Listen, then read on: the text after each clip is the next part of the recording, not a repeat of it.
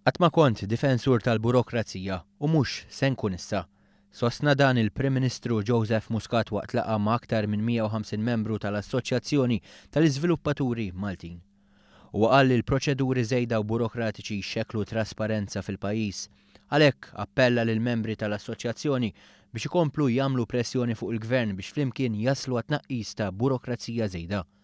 Il-Prim Ministru fakkar kif din kienet waħda mill-aħjar snin għall-industrija tal-kostruzzjoni, dan wara perjodu diffiċli fejn kien hemm anke kwalità inferjuri ta' proprjetà.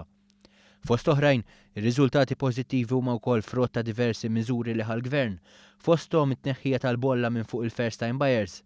Il-Prim Ministru żvela wkoll li għall-baġit li jmiss il-Gvern qed jara li jimplementa wkoll numru ta' inizjattivi għall-iżviluppaturi.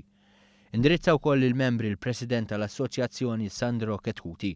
Huwa assigura lill-Prim Ministru li l-Assoċjazzjoni se tiġbed l-attenzjoni tal-Gvern jekk l-iżviluppaturi sib burokrazija żejda li tkun qed taħdem kontrih.